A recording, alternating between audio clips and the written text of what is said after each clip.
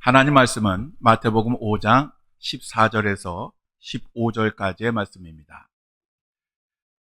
너희는 세상의 빛이라. 산 위에 있는 동네가 숨겨지지 못할 것이요 사람이 등불을 켜서 말 아래에 두지 아니하고 등경 위에 두나니 이러므로 집안 모든 사람에게 빛이 있느니라. 아멘. 자리에 앉아 주십시오. 오늘은 본문 말씀을 가지고 너희는 세상의 빛이라 라는 제목으로 함께 말씀을 나누겠습니다. 요즘은 등대가 자동화됐지만 수동이었던 아주 옛날에 칠흑 같은 어두운 밤에 별 하나 보이지 않는 그런 날이 있었습니다. 심한 풍랑이 일었고 커다란 여객선이 클리브랜드 항구를 향해서 나아가고 있었습니다. 조타수는 비록 캄캄하고 사나운 그런 풍랑이 일어나는 밤이지만 해안에서 비치는 큰 등대 두 개만 보면 그 등대를 보고 항구를 찾을 수 있을 것이라고 생각을 했습니다. 그런데 등대의 불빛이 하나밖에 보이지 않았습니다. 그러자 선장이 조타수에게 여기가 분명히 클리블랜드인가? 라고 물었습니다. 그러자 조타수는 분명합니다. 라고 대답합니다. 그러자 선장은 그렇다면 작은 등대는 어디 있는가? 라고 묻습니다. 그러자 조타수는 등대가 하나 꺼진 것 같습니다. 선장이 또 묻습니다. 그러면 항구를 정확히 찾아낼 수 있겠는가? 찾아야죠. 안 찾으면 우리가 죽는데요. 라고 대답했습니다. 조타수는 용감하고도 늠름하게 키를 조종하고 앞을 향해 나아갔습니다. 그렇지만 아무것도 보이지 않던 그 해안에서 결국 진로를 잃고 암초에 부딪히고 그 배는 침몰하였고 그래서 많은 사람들이 죽었습니다. 이 이야기는 유명한 부흥사였던 무디 목사님이 설교 시간에 했던 예화입니다. 목사님은 이 예화를 이야기한 후에 이렇게 이야기를 했습니다. 형제들이여, 주님은 위대한 등대이십니다. 우리 성도들은 작은 등대가 되어 불빛을 바람으로 빛을 찾는 어두운 세계의 생명들을 하나님께로 인도해야 합니다. 우리 기독교는 본질적으로 사람들과 끊임없이 교류를 해야 하는 사회적 종교입니다. 왜냐하면 사람들을 구원하는 것이 하나님의 뜻이기 때문입니다. 예수님이 죄인들을 구원하시기 위해서 이 세상에 오셨고 또 이 세상에서 죄인들을 위해서 십자가에 달려 죽으신 것입니다. 예수님이 이 세상에 오신 것은 신실한 믿음을 가진 사람들을 구원하고 인도하시기 위함이 아니었습니다. 기독교는 기독교인만을 위한 종교가 아니라 세상을 위한 종교입니다. 그래서 예수님께서는 승천하시면서 제자들에게 세상 끝까지 가서 나의 증인이 되라고 신신당부하셨던 것입니다. 우리들의 믿음이라고 하는 것은 개인적이면서도 사회적입니다. 왜냐하면 복음을 전하려고 하면 대상이 있어야 하기 때문에 그렇습니다. 그리고 이 복음의 대상은 의인이 아니라 죄인인 것입니다. 우리 예수님은 팔복에 대해서 말씀을 하신 후에 우리들에게 너희는 세상의 소금과 빛이다 라고 말씀하셨습니다. 예수님이 말씀하신 8가지 복은 세상과 연결이 됩니다.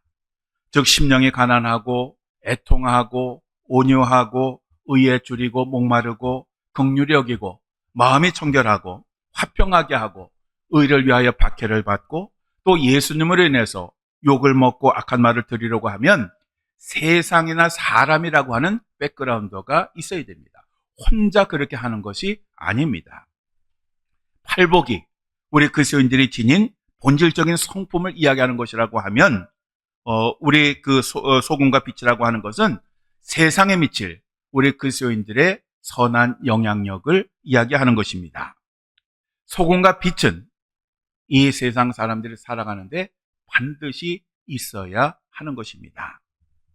세상 안에 있는 기독교는 보이지 않게 감추는 것은 불가능합니다. 오늘 본문 말씀에서 예수님이 이렇게 말씀하셨죠. 우리 다시 한번 읽겠습니다. 너희는 세상의 빛이라. 산 위에 있는 동네가 숨겨지지 못할 것이요. 자, 이 말씀은 산 위에 있는 동네가 잘 보이는 것처럼 빛도 잘 보일 것이다 라고 하는 그런 의미입니다. 우리 그리스도인들을 감추는 것보다는 차라리 도시 하나 감추는 것이 더 쉽다라고 하는 의미이기도 합니다. 불이라고 하는 것은 끄지 않고 그 불을 감추려고 그 불을 켜는 것은 절대로 아닙니다. 사실 우리가 이 불을 켜는 것은 불을 통해서 밝게 하기 위해서 켜는 겁니다.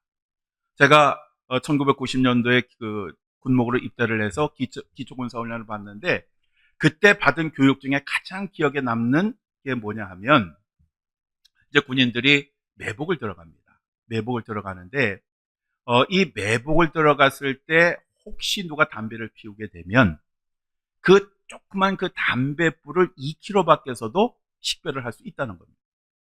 그래서 제가 그 이야기를 들으면서, 만약에 그 작은 불빛을 2km 밖에서도 볼 수 있다고 하면, 이 세상의 그리스도인들이 작은 빛을 발하기만 하면 이 세상의 모든 사람들은 예수님의 빛을 볼 수 있겠구나라고 하는 것을 생각을 한 적이 있습니다. 우리 예수님은 우리들에게 이렇게 말씀하셨습니다. 우리 함께 읽겠습니다. 사람이 등불을 켜서 말 아래에 두지 아니하고 등경 위에 두나니 이러므로 집안 모든 사람에게 비치느니라. 아멘. 바로 이것이 빛을 비치는 목적입니다. 즉, 사람이 등불을 켜서 그릇으로 덮어놓지 않습니다. 그릇으로 덮어서 그 빛이 보이지 않게 한다고 하면 그 빛을 켤 이유가 전혀 없는 것입니다. 반드시 그것을 등잔대에 올려놓아서 그것이 모든 것을 환하게 비치도록 하는 것입니다. 이 빛이라고 하는 것은 안 보이게 하려고 켜는 것이 절대로 아닙니다. 우리 예수님께서 우리를 세상의 빛이라고 말씀하신 것은 우리로 하여금 은둔하며 살라고 하는 의미가 아니라 우리가 그 빛을 내라고, 그 빛을 발하라고 우리를 세상의 빛으로 세우신 것입니다. 우리가 정말 하나님의 형상을 가진 존재라고 하면, 그리고 예수님의 성품을 가진 존재라고 하면 우리는 세상에서 드러나지 않을 수가 없습니다. 만약에 우리를 세상 사람들과 섞어 놓았는데 전혀 구분이 되지 않는다라고 하는 말은 어떤 말이냐 하면 우리는 그리스도인이 아니다라고 하는 말입니다. 우리가 교회를 다닌다고 그리스도인이 아니라 그리스도인으로서 살아야, 그리고 그리스도를 드러내는 삶을 살아야 우리가 참된 그리스도인이 된다라고 하는 것입니다. 우리들의 믿음이라고 하는 것은 내적인 것과 외적인 것이 균형을 잘 이루어야 됩니다. 마음으로만 잘 믿는다고 해서 되는 것이 아니라 우리들의 삶으로도 이것이 드러나야 참된 믿음입니다. 사랑이라고 하는 것은 마음뿐만 아니라 행동으로 드러나야 사랑입니다. 마음으로만 사랑하는 것은 참된 사랑이 아닙니다.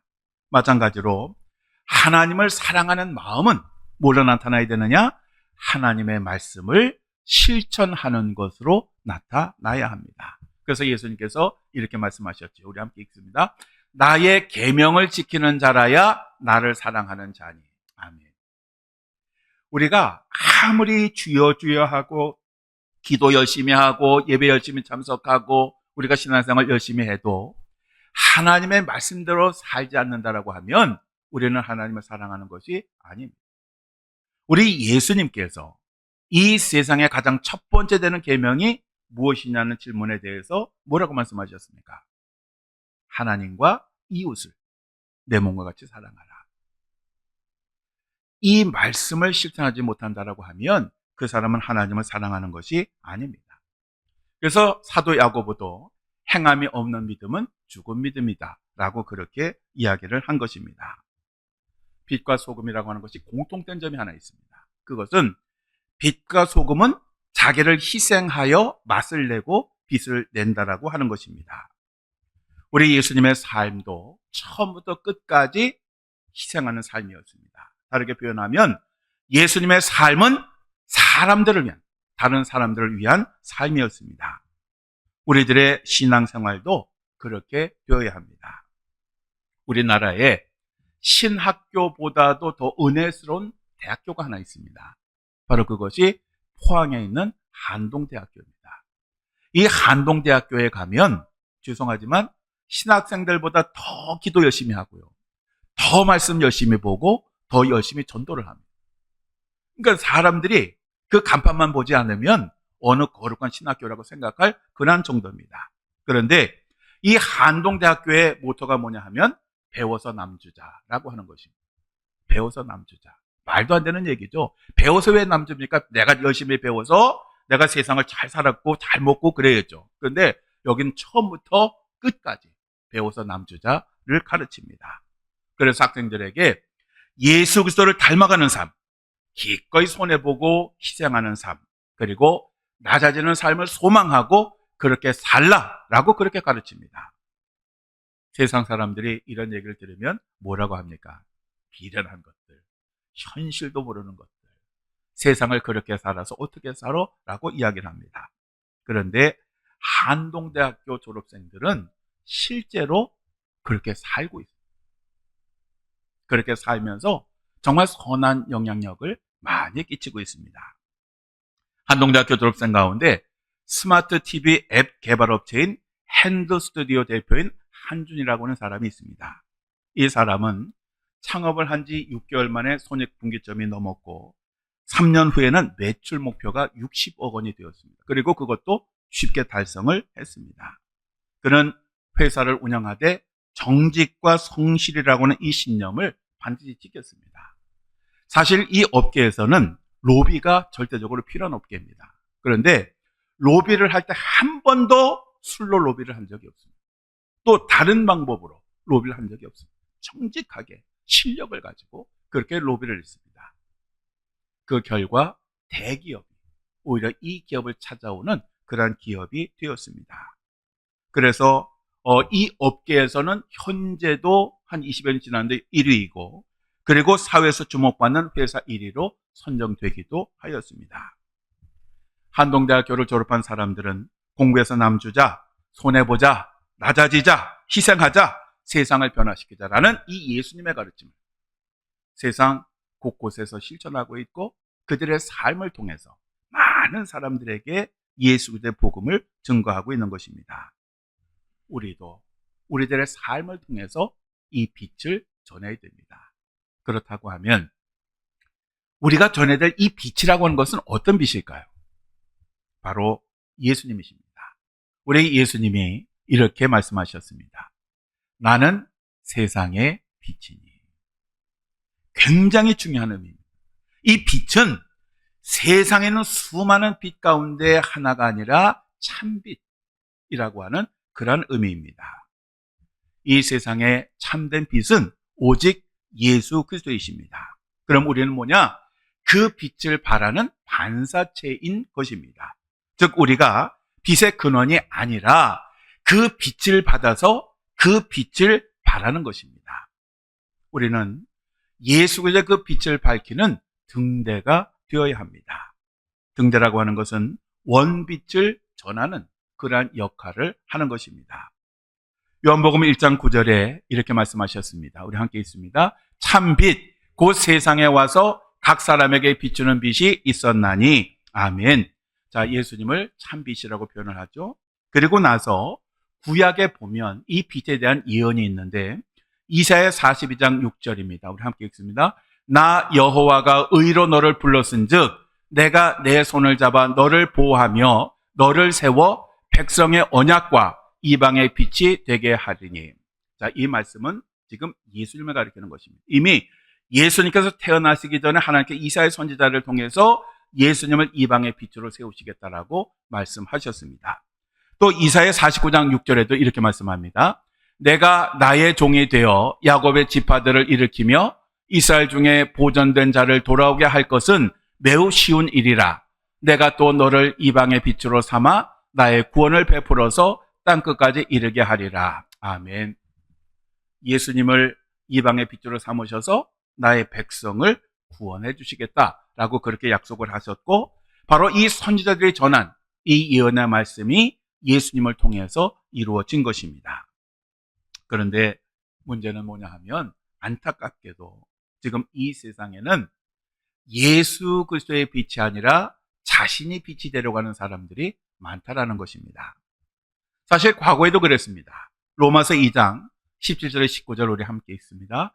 유대인이라 불리는 내가 율법을 의지하며 하나님을 자랑하며 율법의 교훈을 받아 하나님의 뜻을 알고 지극히 선한 것을 분간하며 맹인의 길을 인도하는 자요 어둠에 있는 자의 빛이요. 아멘. 유대인들이 바로 이런 생각을 가지고 있었다는 겁니다. 자기들은 거룩한 백성이고 하나님의 말씀을 잘 지키기 때문에 세상의 빛이다 라고 그렇게 이야기를 한 것입니다. 그러다 보니 그들은 자기들이 빛인 줄 알고 거만하고 교만하게 행동을 했던 것입니다. 그런데 오늘날에도 마찬가지입니다. 오늘날에도 자기 자신이 구원의 빛이라고 주장하는 사람들이 많습니다. 그런데 그들의 처음을 보면 그렇지 않았습니다. 처음에는 정말 신실한 믿음을 가지고 주님의 복음을 전하는 그런 사람들이었는데 사람들이 그들을 인정하고 높여주고 섬기니까 스스로 교만해져서 처음에는 예수 그리스도의 빛을 전하던 사람이 자기의 빛을 드러내는 그러한 삶을 살게 된 것입니다.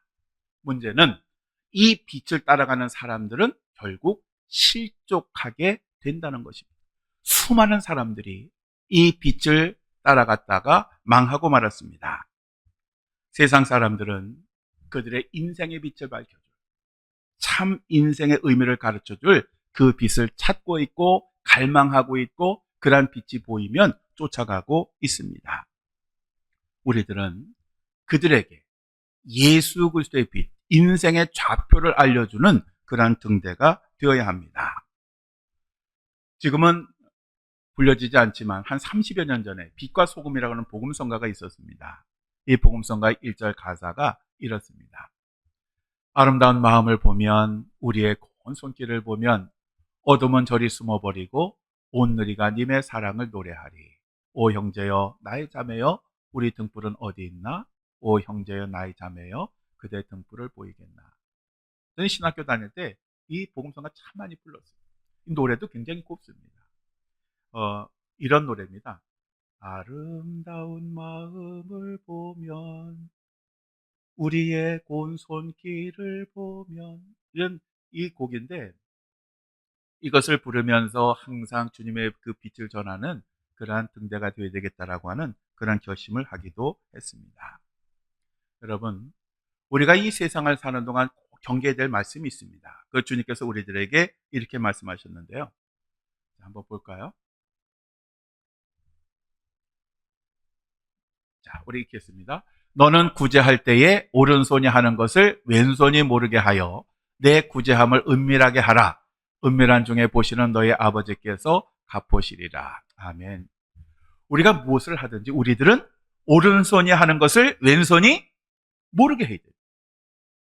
겸손하게 모든 것을 하나님께서 하시는 것처럼 해야 됩니다. 그런데 단 우리가 스스로 꼭 의도적으로 드러내야 되는 것이 있습니다. 바로 그것이 뭐냐? 우리 안에 계신 그 그리스도의 빛은 의도적으로 드러내야 됩니다. 왜냐? 내가 그것을 드러내야 세상 사람들이 인생의 참된 의미를 찾고 참된 길로 갈 수가 있기 때문에 그렇습니다. 오늘 우리들은 우리들의 빛을 잘 드러내고 있는지 점검을 해보아야 됩니다. 오늘 여러분, 사람들이 여러분 안에서 예수 그리스도의 빛을 볼 수가 있을까요? 자, 우리 영상 하나 보시겠습니다.